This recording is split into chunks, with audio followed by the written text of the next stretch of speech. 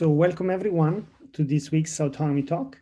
This week is a great pleasure to have with us Professor Katie Driggs-Campbell, who is currently an assistant professor and Bruning faculty fellow at the University of Illinois at Urbana-Champaign in the Department of Electrical and Computer Engineering. So prior to joining UIUC, she received the BSc with honors from Arizona State University, and subsequently she moved to California where she obtained her Master of Science and PhD from UC Berkeley.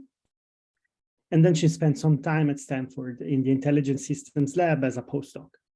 She now at UIUC, she runs the Human-Centered Autonomy Lab, which aims to design safe autonomous systems and robots that can safely interact with people in the real world. She's also leading a joint research center for cyber-physical manufacturing networks, and she recently received the NSF Career Award.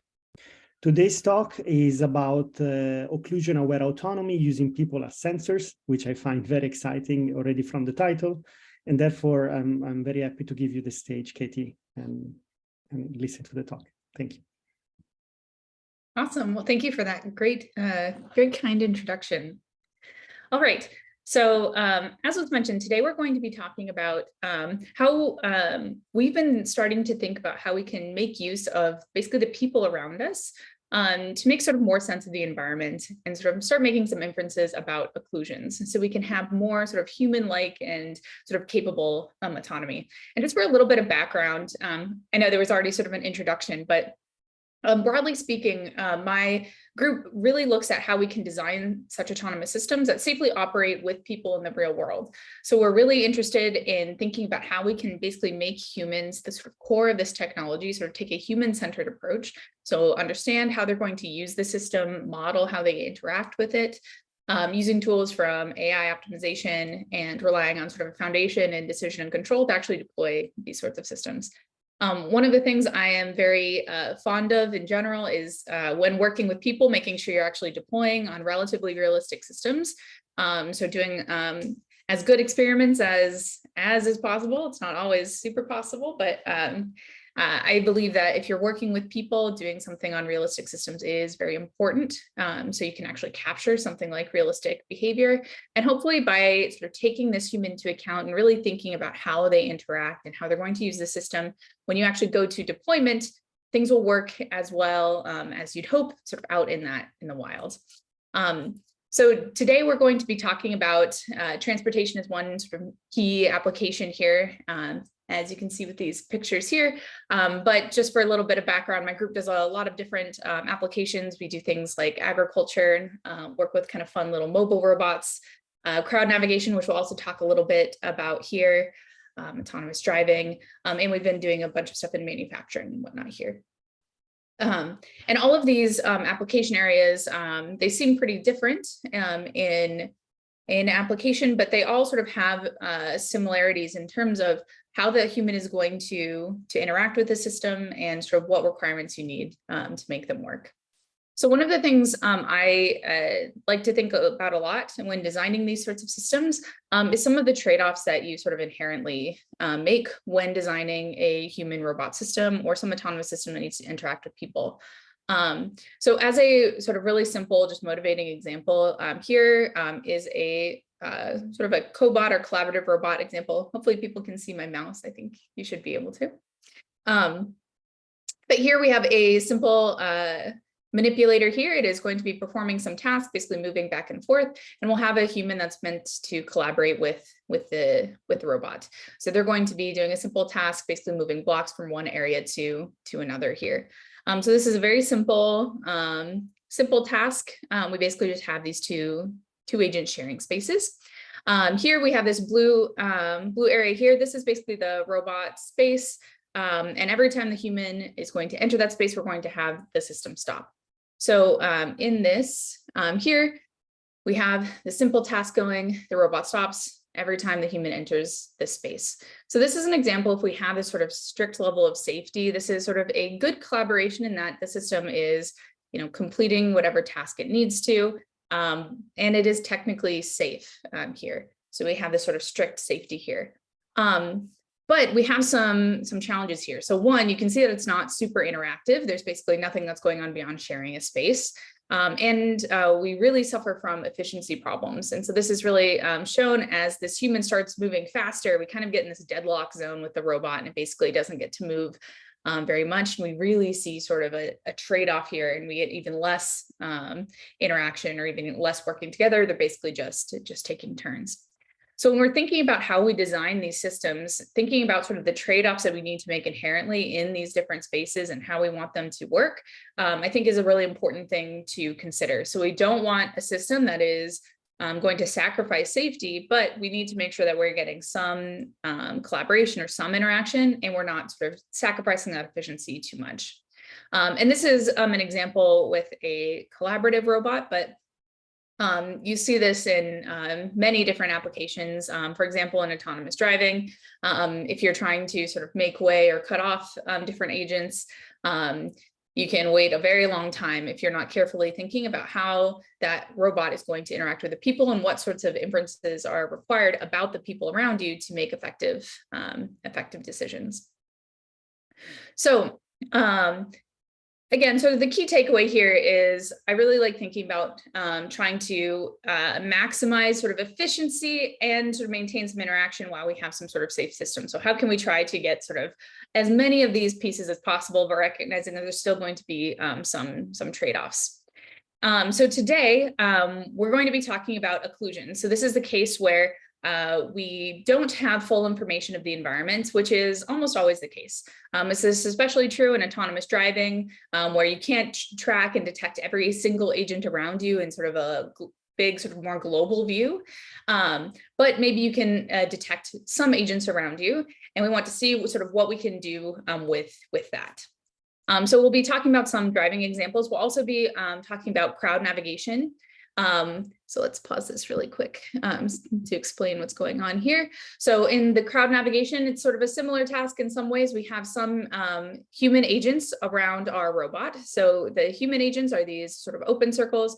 Our robot agent is going to be this yellow agent here, and has to navigate to some goal here. And again, it is very similar to any other sort of general robot. You have these agents around you. Typically, the way you do this is you detect these different agents. You maybe are making some prediction or some inference about what's going on around or going on with those agents, and you make your decision, hopefully trying to reach that goal. However, as I mentioned, we're thinking about occlusion. So this can either be situations where maybe there's some object blocking another agent or object, or the case where you just have a limited field of view. So in this case, we have perhaps just a camera that is doing the detection on our robot. So there's some spaces or some agents that we can't see. And in general, dealing with this is quite hard. So for model-based approaches, where you have some rule or some thing to do, you either tend to fail since it's not taking these agents into account, or it tends to be over conservative, as you see with this example. It just takes a very long time, takes a very roundabout route to get to the goal. Similarly, with learning agents, they typically suffer from the same issues here, and it's very hard for them to actually reach the goal in an efficient and effective way.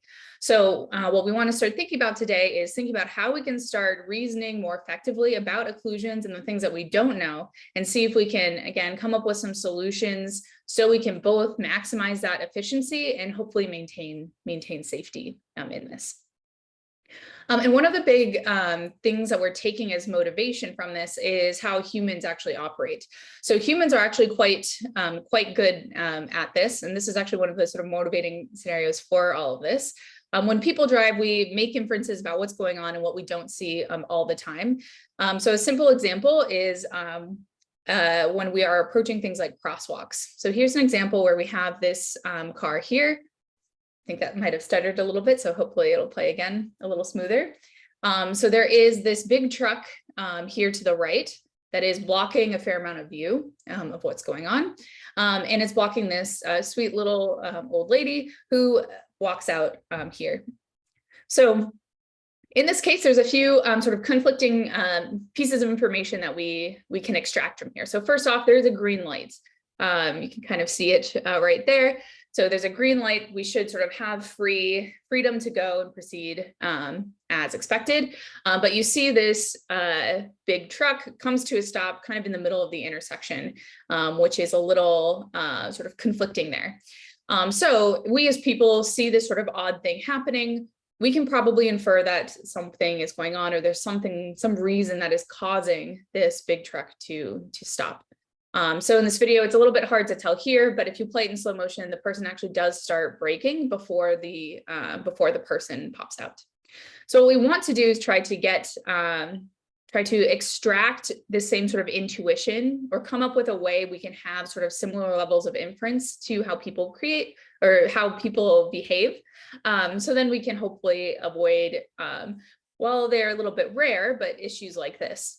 I will say that people are not always perfect. There are many situations where they don't. There are many near collisions that happen, and there's many examples where this isn't case. But so we want to, be on the good side of this. So we are sort of going to assume that people are very nice here. So we want to capture this information so we can get effective interactions and whatnot. All right, so today we're going to be talking about two different applications. So the main one that we'll be talking about is the autonomous vehicle case, where we want to start, again, thinking about how we can formally think about these occluded areas and start making inferences in those spaces. So we'll spend most of our time there. And at the end, we'll talk a little bit more about how we've sort of modified this approach and applied it to the crowd navigation setting, where we have humans that are a little bit more dynamically occluded here. All right. Oh, and if people have questions at any points, feel free to drop them in chat. I will try my best to monitor them, or I'll take questions at the end. Okay. So let's think a little bit about this again. So as I've sort of mentioned, there's sort of two sort of responses to having occlusions, spatial occlusions. You either ignore them typically and sort of assume that you are seeing everything around you, when this can lead to very dangerous behavior. So again, we're sort of sacrificing that safety aspect that I was talking about before. The other way you can think about it is you can sort of assume a worst case type approach, and then you'll be overly cautious, which is good because you have a much safer system, but then you have some other issues where you are sort of going to sacrifice some efficiency. And it's not actually how people behave. So there's a good chance that you're going to sort of throw off the ecosystem, and you won't necessarily integrate well into the network if you are overly cautious and sort of not behaving much like people here. And again, as I talked about previously, human drivers are very good about making these sort of inferences. And for the most part, they're safe. Not always, but for the most part, they're safe, despite all of this uncertainty. So we want to basically see how we can start encoding this uncertainty, or encoding this inference capabilities into the autonomous vehicle. So here, the way we're going to start thinking about it is we're going to start, if we are, say, this red car here, we want to start taking these observations about other agents around us, for example, this vehicle here, and start seeing if we can make inferences about the environment, say a pedestrian, or it could be something else. So can we make this improved inferences about the state of the world or the environment by observing these other agent behaviors here? So typically the way you would do this, if you were to take sort of a common autonomous system stack, you'd have something that looks like this. You have this sort of big block diagram here with a bunch of different sort of pieces that are going on in it. Key thing to note here is typically you have your sensors. This passes down to something like detection and localization, and maybe you have something that can do some inference on what the person is going to do. So perhaps given you've detected some agents, you can predict their intent, you can predict their locations, so you can have something like nice, safe interaction. And let's see if that will start over in a moment here. So you can have the agent detect something like a pedestrian or a human agent, and you can predict where it's going to go. So this is one way you can predict it. And this is often how we think about interacting with human agents, sort of this typical detection prediction pipeline here. And that's kind of nice because it kind of fits in with how we think of perception. We want to make sense. We want to distill all this sort of kind of crazy, very high dimensional sensor data into something that is human interpretable. We typically map it to something sort of semantic. So we have objects, we have sort of things we know in the environments, like where the lanes are. So we have some representation, again, that typically is human understandable in some sense. And while this is nice because it's sort of intuitive in many ways, it's how we as people sort of talk through problems. One thing it doesn't do is it doesn't help us actually reason about uncertainty or the sort of unknown space. So we're going to start using occupancy grid representations, which is nice because it automatically sort of encodes all this area that is unknown in areas that we don't get information about. So in this case here, we have our vehicle. It is driving through this little alleyway here. We can detect the obstacles, so we know where these objects are. We can detect the free space, so we know where we are free to move. And then we have all this basically green area here, which is all this space where we're not receiving information about. So this sort of automatically helps us capture where our unknowns or where our occluded agents might be.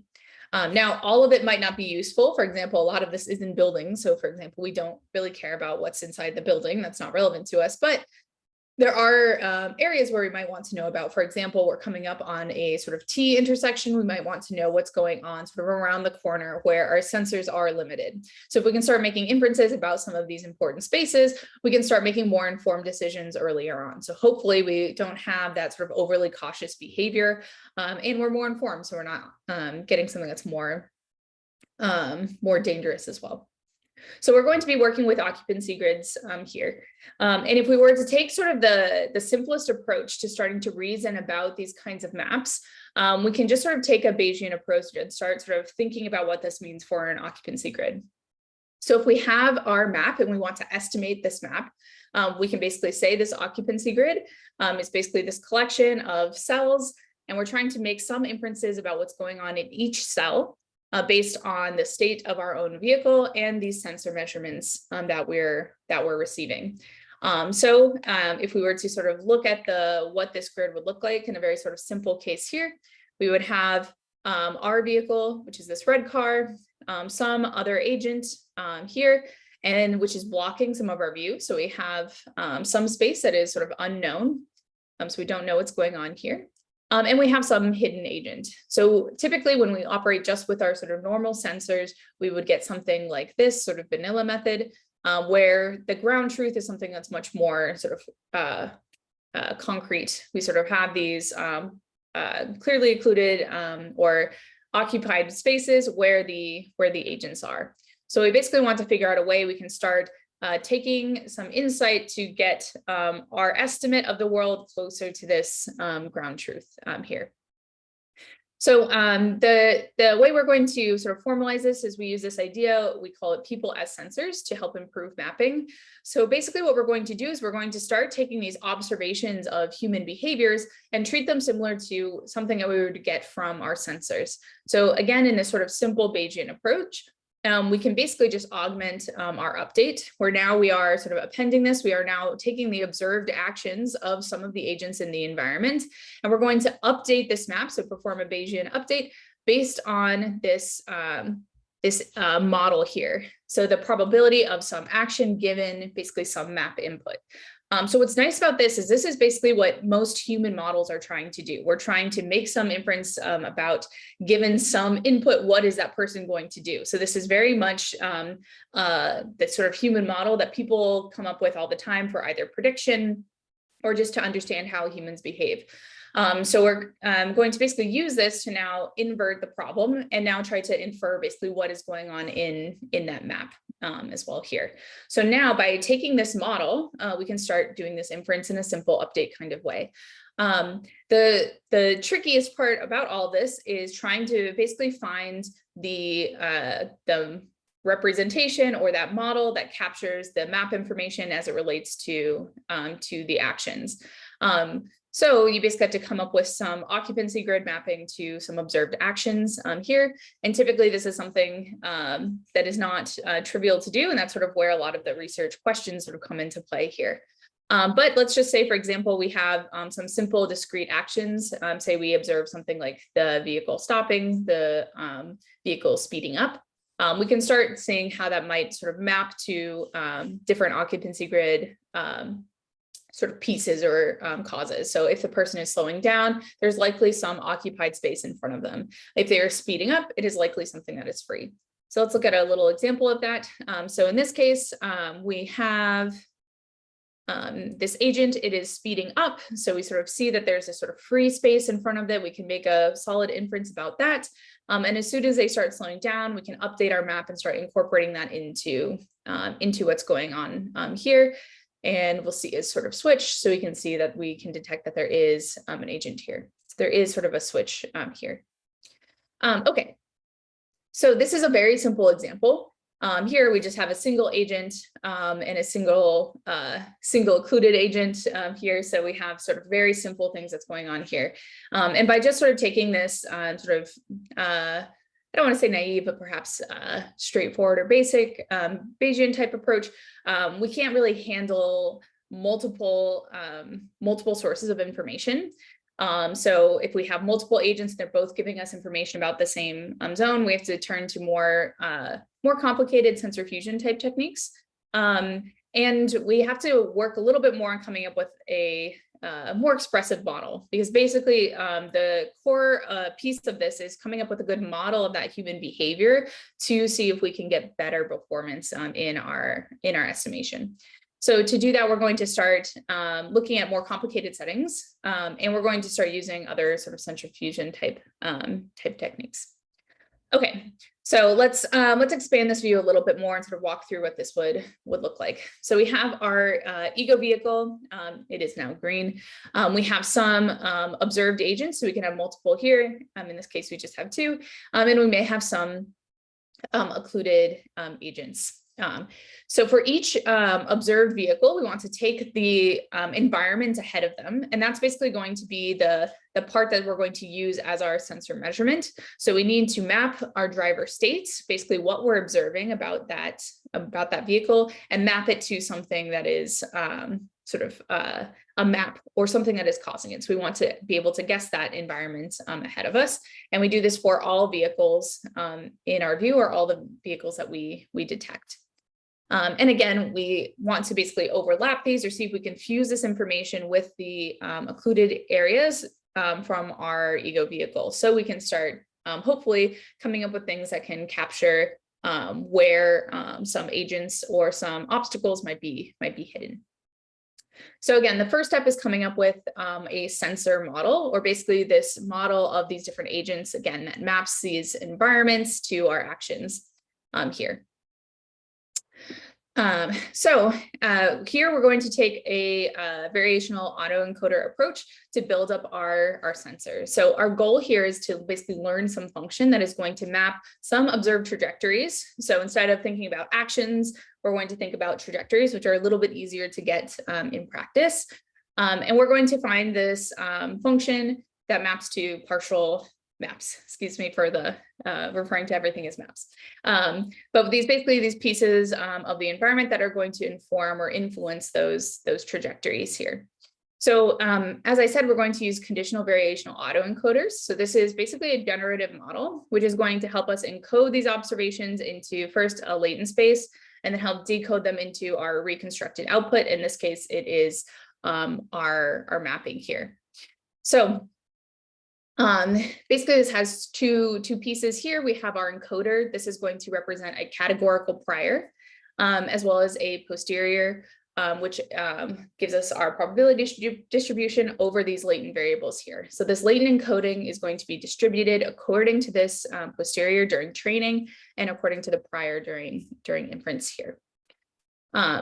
So in this case, when we're taking these observed trajectories, we're basically taking both the positions, the headings, velocities, and accelerations of the agent. So we basically have this full information. In this case, we are assuming we have a good tracking. of this, so we can have a clean mapping, which is something that is difficult to do in practice, but we, in this case, assume we have that here. So we are mapping this to a discrete latent space, which is what gives us our categorical prior here. Here, this basically says we're going to have some collection of different modes of behavior. Loosely, this can map to something like actions, but it basically helps us learn a little bit more and gives us a little bit more structure in that latent space here. So we're going to learn this mapping here, and again to some chunk of our map here. We have, again, this observed trajectory. We have the ground truth map.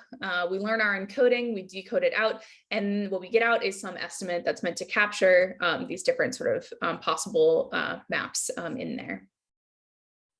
Okay, so to actually learn this, we need a data set. So to do this, we use the interaction data set, which is a pretty big data set that has some pretty interesting road networks here. So we look at a few different intersections and layouts here. This is sort of my favorite intersection here. It has lots of sort of confusing pieces here. So it has lots of inlets to this intersection, which causes lots of occluded areas sort of with what's blocked in the road. The other thing that's really nice about this data set is it has lots of interesting agent behaviors. So you get very expressive sort of interaction, hence the name of this data set here. And because it's a pretty dense data set in terms of the number of agents in there at once, you do get lots of occlusions as well here. So from this data, we're able to train our variational autoencoder, and we get out these sort of set of possible modes and these sort of learned models. So each of these correspond to a mode or driver sort of behavior. So each trajectories can map to one of these different modes, and it gives us some map out. So as a little example, here's an example of a trajectory that we're slowing down. So the agent is slowing down, coming to a stop. When we perform inference, we can pull out some example maps. And what's nice about this representation is we actually get, we can get the most likely and sort of a ranking of the different modes of behavior. So we can get the most likely mode as well as maybe the next most likely mode here. So we can sort of pick how much we want from that. So if we were to sort of intuitively say we see an agent slowing down, again, ignoring the picture for a moment, if we were to sort of intuitively say this, we would say, okay, there's probably some agent or some obstacle in front of the human there. So in this case, this is what's represented here. So we can see there is something that is occluding something that is occupying the space in front of the agent. So they are coming to a stop. We can also see the next most likely mode is one where there's actually something sort of far off, but still in front of the agent here. So we can get these differences and we can start reasoning about sort of how to mix them. In this case, the ground truth does have an agent sort of far in front of it. One thing that is challenging in general about this is even though the most likely mode doesn't capture it, we do sort of capture it in this multimodal estimate here. Another example here, we have a constant speed of velocity. And when we perform inference on that, we either get something like this, which might be a little bit confusing. So we have some obstacle in front of the agent, or we have free space here. But in this first case, one of the sort of challenges with this occupancy grid approach is we do basically have the case where we can't necessarily disambiguate between just following an agent at, say, a constant speed. So in this case, there is an obstacle or an agent in front of them, but they are sort of moving. So this is where they're following traffic. Whereas you'd get a similar representation if an agent was stopped. So that is one of the things that is challenging about this. But in general, and going back to this figure, basically, we have these observations. So at inference time, we observe a bunch of agent behaviors. We can estimate the most likely mode or a few most likely modes and start filling in our our map here. Again, there are some drawbacks to the occupancy grid approach, like you have some ambiguity between what is a moving obstacle and what is not. However, it's usually better than nothing is sort of the takeaway here.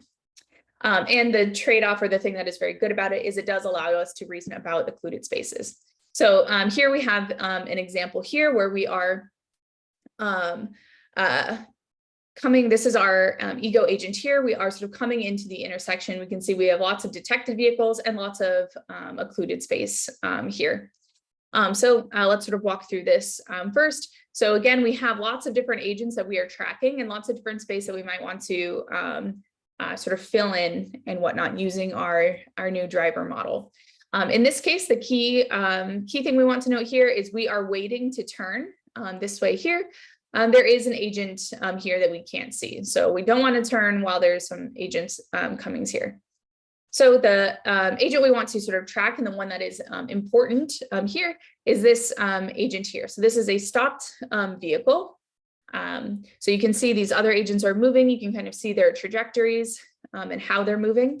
But this agent has sort of stopped here. So they're clearly waiting for something here. So taking these models into account and fusing all this into our occupancy grid, we can now actually make an estimate that there is an agent here. So we do effectively infer that there is some agent here, and this actually matches what the person does, or what this vehicle does. It's basically waiting for things to be clear. Now, if we sort of waited a little bit of time, so we have basically the same setup, the scene has changed a little bit here, but now we observe that this vehicle is starting to accelerate. So they're starting to sort of move forward in time, or move forward in space. This now leads us to believe that this is basically an indication of free space ahead of us, so we can start accelerating. So this, or they start accelerating, we have free space, so we can start to make this turn. So this is sort of a simple example, but it allows us to, again, sort of increase that efficiency of the agent by having a better understanding of what's going on around us. One thing that we did sort of mention earlier is we do have these sort of multimodal predictions here. So for each agent, we can have multiple possible maps. So in this case, we have this vehicle here. We can sort of see its tail as it's sort of moving. It does correspond to, say, multiple modes that are about the same likelihood here. So in this case, we could have free space where the agent is just sort of freely moving. We could have something where there is traffic ahead. Now, one thing that is tricky is it's hard to know if it is meaningful or not, as I sort of highlighted before. But one thing that's nice about this and capturing this sort of multimodal behavior is we can start sort of thinking about how these different things interact. And when we're thinking about actually making our decision as an autonomous agent, what are the things we actually care about? Do we want to think about sort of worst case possibilities? Do we want to think about sort of the best case? Do we want to try to hedge bets? So having these multimodal predictions does allow us to start thinking about that. So given that we have these agents, we can start looking at different combinations of modes and seeing if any sort of conflicting information arises here. So one thing that's sort of nice about this example is even though we're looking at many different possibilities, some things are always true. For example, a detected agent is always here. So we can all pretty confidently say that there is some object here since we have agreement between the predicted modes. And we can also maybe start reasoning about what is really going to influence our immediate behavior and what is not. So even in this example, this agent is pretty far away and they are moving sort of out of the scene. So even though we have different modes with pretty different resulting environment inferences, it's not really going to influence our behavior. So this is sort of another thing to consider in this sort of inference pipeline here. Okay, so here we are. We have this sort of method for inferring things and pulling in all this information into a map. So just to sort of recap what we've talked about so far, is first we have this sort of sensor modeling paradigm, and it gives us insight to what is causing observed behaviors. So again, it's kind of along the lines of this inverse reinforcement learning type thing, but it's a little bit more thinking about how we can relate this to the environment and help inform our planning. So in this case, we've used occupancy grid maps, and it just helps lend themselves to sort of improving this pipeline, and it sort of feeds nicely into downstream tasks. Again, the main thing about them is it's nice for helping us reason about occluded spaces or spaces where we have some unknown information or unknown spatial uncertainty, but they do have their downsides, as I've highlighted a few times here. As I noted, because we have multiple sensor readings, we'll say, about the same spots or the same spatial locations, we do need to rely heavily on sensor fusion methods, so we can take these multiple estimates together.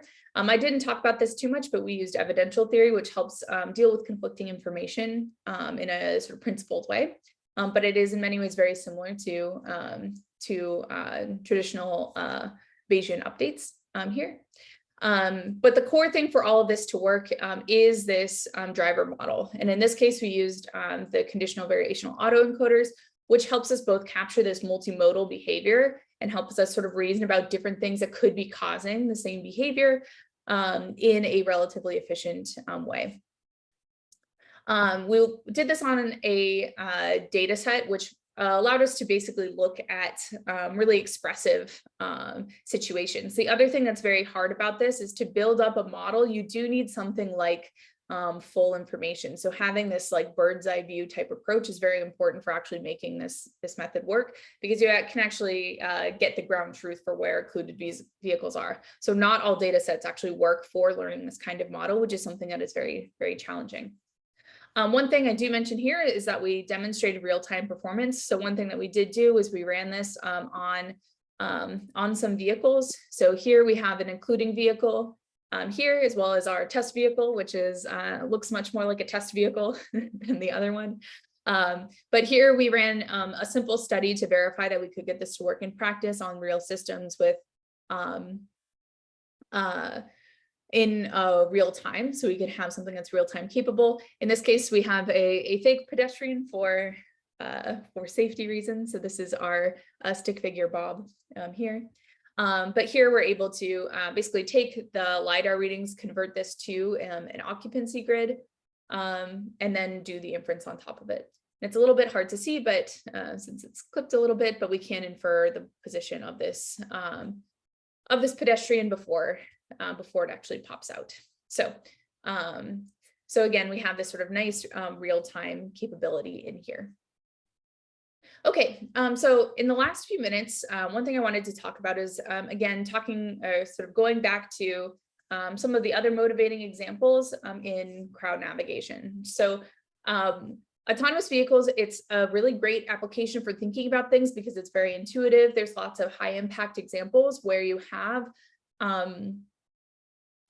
occluded agents that can seriously impact the safety of your overall system. However, when you think about informing actual behaviors, it becomes a little bit limited since you don't have that much freedom in autonomous vehicles to do anything that exciting with planning. So, so we started looking at crowd navigation as a more sort of versatile type planning approach here. So as I showed in the previous slides, you have similar issues where occlusions can cause many problems, or either from agents blocking another, like in this case, where it's hard to detect this sort of hidden person here, or where you have something like limited field of view. So if we have a robot here, it's going to walk around the space.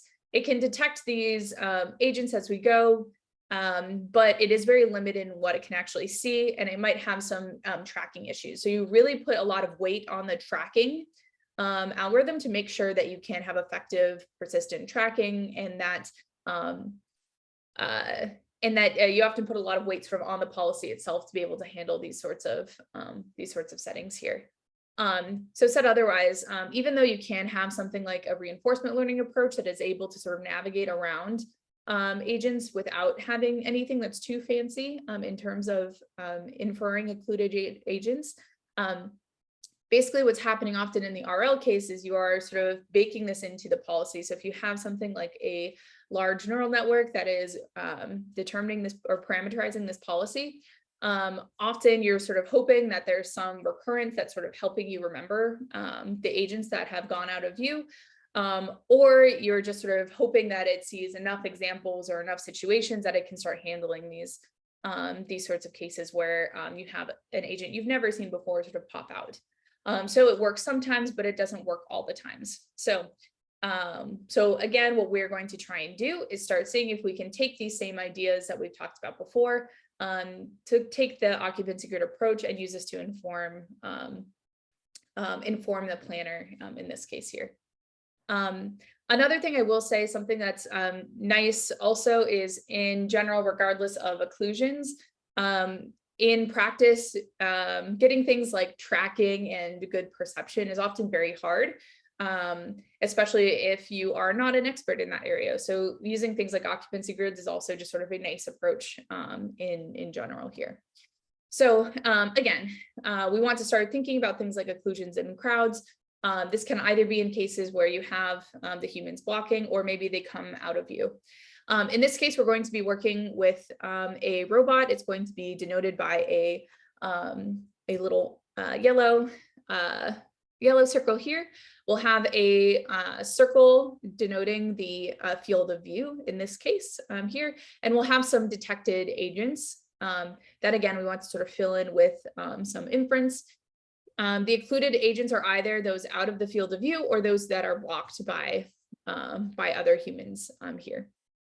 So again, similar to before, we want to take our observations of how these people are maneuvering through space, and then we want to start making inferences and sort of fill in that map here. So the sort of social behaviors aren't maybe as intuitive as driving for many of us here. So there are sort of two examples here. So there can be cases where we're slowing down. This is sort of similar to what we had before, where in this case, the agent is slowing down because there's agents in front of it. So we have a similar behaviors here, which is very common in autonomous driving. Unlike autonomous driving, we also have some other cases or other behaviors that we can make use of. For example, we can start sort of more freely moving or having things like agents turning, or sort of going around or sort of navigating in other directions, sort of doing an avoidance maneuver to get around incoming agents here. So, and these are just sort of two examples, but this can be something that's much more expressive here. So there's a few changes that we're going to make to our initial pipeline here. So first, we want to start sort of taking a more relaxed approach to these behaviors that we're observing. So in the previous one, we did, even though there were a lot of different sort of behavior modes, we did sort of assume that there was some discrete mapping here. In this case, we want to do something that's a little bit more continuous. So we just want to sort of take our observations and make an inference based on that without sort of enforcing a structure here. And this is really important in this case, since you do have a lot more freedom of movement. There's less sort of guided or expected behaviors in this sort of setting here. The other thing that we wanted to start dropping a little bit was the need to detect specific agents here. So we sort of dropped this idea of trying to map a specific agent and go from there. And this is partially motivated by what I was showing before. So in cases like this, it is often very just challenging to have good tracking in these sorts of settings where you do have a lot of movement and you have your sort of unsteady motion. The trackers are much better in the autonomous vehicle type settings, at least off-the-shelf trackers are there. So partially this is just to make our lives easier here. So we basically just want to directly infer based on our occupancy grids mapping here. Okay, so in this case, we're going to try to see what we can do directly from the occupancy grid maps. And again, we want to try and connect this to planning specifically. So to do this, what we're going to do is we're going to try and sort of take a step back and think about what the sort of big picture of a lot of this method is trying to do. So at its core, what we're trying to argue is that we have some ground truth representation of the world. So in this case, we have this occupancy grid map where we have the occupied spaces corresponding to different agents. We have the sort of what we're actually observing, which is some sort of limited view of the ground truth. And again, the core idea of using this sort of people as sensors or using these observations to inform our estimate of the world is that by observing behaviors or sequences of behaviors over time, we should be able to infer that ground truth map. So hopefully, everything that is contained in this ground truth occupancy grid map is also contained in a sequence of observations. So as we have some sequence of observations and we are tracking some or detecting some agents over time, we should hopefully be able to uncover something close to the ground truth here. So to actually do this, again, the idea, the motivation is very similar, but we're going to take a slightly different approach. So here we're going to take first try and train what we call a supervisor, but this is basically trying to take this ground truth map, learn some encoding, so map this down to a latent space, so we'll call this Z, and then train a decoder that can reconstruct this estimate. So first step is we just want to come up with this method for reconstruction here. And again, one thing I was trying to sort of hit home is we have this key insight that sort of a sequence of observations should contain that same amount of information. So if we have a sequence of observations in our occupancy grids here, we basically should be able to map this to some latent space, but reconstruct our ground truth here. So what we do here is we introduce basically a matching loss. So once we have this supervisor trained that can basically reconstruct this ground truth occupancy grid map, we now need to basically map our observations to the same ground truth reconstruction. So we do this by trying to match our latent space. So the basic idea is if we have a similarly structured latent space, we should be able to reconstruct that same map. So we can recover, hopefully, that same ground truth. So here, the thing that's nice about this is, again, it really captures this idea that we're trying to say, again, all the information we need should be contained in these observations of agent behaviors. But it also is nice because it gives us a nice structure in our occupancy grid, similar to what we were getting before. So in the AV case, we had this occupancy grid map that represented our environments. And then what we did next was basically up to the designer. Once you have your occupancy grid, you can throw a variety of different types of planners at the problem to start making use of this. So one thing that's nice about this is it still allows you to have that sort of freedom here. But what we did in this case was we said, okay, let's throw RL the problem, use that as our planner here. So we can start taking this latent representation and passing this down to the planning. And what's nice about using deep reinforcement learning as a planner is you can actually continue to fine tune your representation as you go. So now you can have something like a multitask or auxiliary loss where you're still trying to train the encoder to match the supervisor so you can recover the ground truth. But you can also try and optimize this representation to give you better planning performance.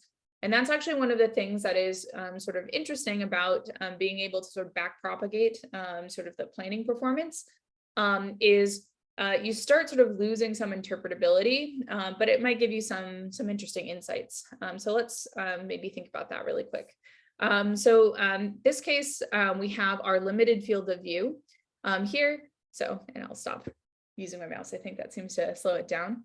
In the limited field of view, you have these cases where agents sort of pop in and out, and you can see it really impacts performance here. If you look all the way on the right side here, if you start looking at the ground truth, here you can get really good performance, but something that's sort of interesting is sometimes you tend to get sort of very conservative performance because you have all information, you know, all the things about the agents behind you or around you. So you can start doing things like you see, they sort of go back, they start doing things like being very conservative because they see all of the different agents. So in the middle with our method, there's a few things that's sort of interesting to note here. So first, so we're performing this inference here. And we actually get similar performance to the ground truth. Here, it is actually a little bit less conservative. So you can see it's a little bit more directed towards the goal. And part of that is because you actually stop getting perfect map reconstruction. So one of the consequences of actually sort of back propagating the errors from your planning module to how you're representing your environment is you no longer are getting a perfect representation, but instead you're getting a representation that is most effective for informing planning. So the sort of insight from this is maybe you don't exactly need the perfect representation of the world, but you need something that's going to invoke the right reactions. So you don't have perfect map reconstruction once you start doing this, again, fine tuning with the planner, but you still get really good performance and better in some cases, not all cases, than if you were to sort of have perfect reconstruction. So this is sort of that insight here. As we sort of showed before, you can deploy this on the robot. What's nice is you don't have to worry about your tracking method as much. Here, you can basically just convert, say, your LiDAR readings to your occupancy grid and do that. So it actually makes it a lot easier to deploy in practice. Okay, so that's basically all I have for you today. So today we talked about basically this big idea that we've been thinking about a lot, which is basically trying to come up with ways to take observations of human behavior and use this to make inferences about the map, which can hopefully inform both how we think about the world, but also help us get better navigation policies here. So we've looked at a few different applications, but again, this sort of key idea is pretty similar there. So I'd like to thank both my sponsors as well as the students who did all of the work for all of this. And thank you. I will take questions if there are any. Thank you, Katie, for the great talk. A lot of cool insights. Let's open the stage for questions. You can either write them in the chat and I will read them for you, or you can raise your hand and simply ask.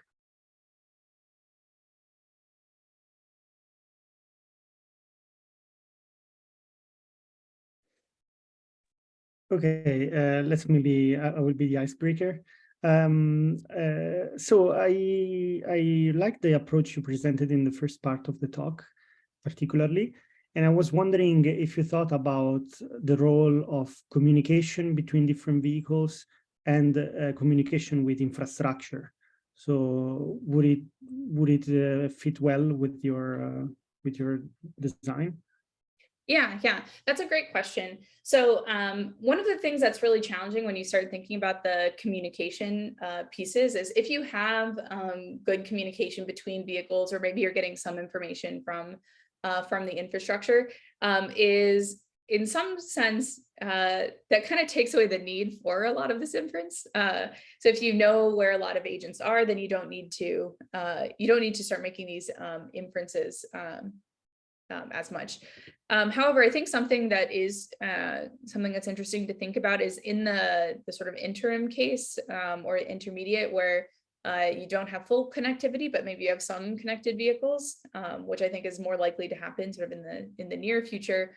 You should be able to start incorporating some of that insight very easily. That's one of the nice things about using a sort of general mapping or a sensor fusion type approach is as you get more types of information, as long as you have some method for, I guess, weighting which readings you want to weight more, you can very easily incorporate these things into it. So in that interim case, I think that's where there's the most opportunity to still use approaches like this while still taking advantage of sort of the more accurate and reliable something that you'd get from communication there.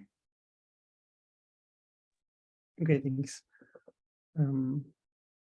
Yeah, that was what I was thinking as well. It seems to play well potentially with these approaches. Any other question from the audience? See, we have a silent audience. Hi, Kathy. Thank you for the talk. So I was thinking that so when you use the other people, like other vehicle or other pedestrians as a sensor, right? So in a sense, you are imputing a certain behavior, right, on the response to things that they see. Yeah. So I'm just thinking of, what if there is a chain reaction, or there is one guy who has a heart attack, or falls asleep and start having running over people, and think then you have all other cars that are following that will also run over people, right? So unless these people are have been completely crushed by the first one. Anyway, so I was thinking that what if you're in a situation where other people don't react as they should, or maybe I was thinking of the case where you have the like a vehicle in front of you slowing down for a pedestrian, right? And there could be the case in which the pedestrian is, say, coming from the other side with respect to you, and then will cross your path. But you can also have the opposite case in which you have a pedestrian that has just crossed your path and is crossing the other guy's path and then will disappear, right? So your response in these two cases is different, even though the observed behavior of the other guy is the same.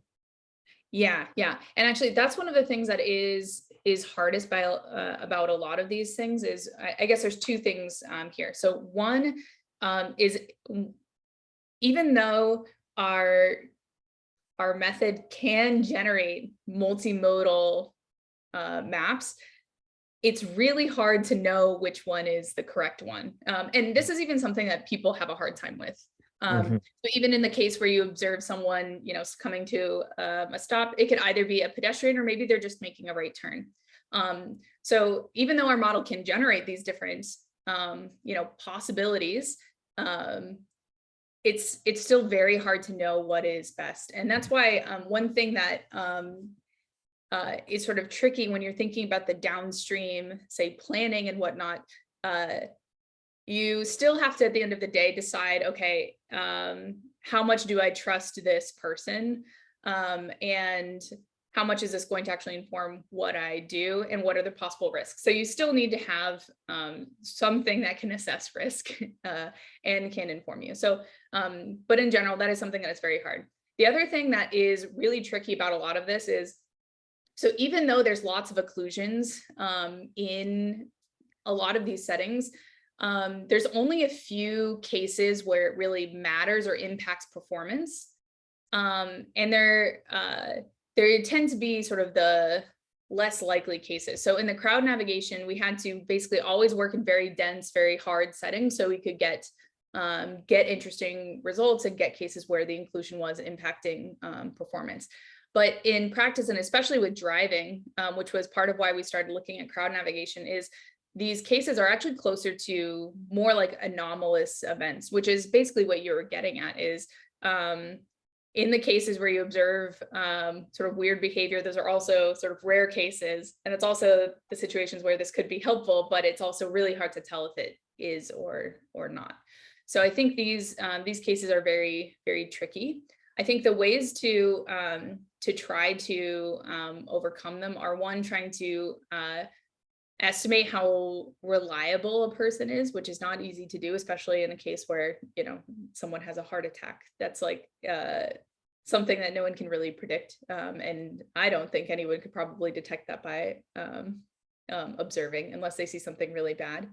But trying to come up with how reliable that person is, or how much they are matching your sort of existing model, I think is one direction you could take. And I think at the end of the day, this doesn't replace sort of your traditional safety type approaches, especially sort of more reactive type safety planners or controllers, but it can help for longer term things, or help reasoning about different things. So that was sort of a rambly, long-winded answer, but you're right, there are some big challenges with this, and that's always what you have when you're going to be dealing with people in realistic settings, though. Okay, yeah, thank you.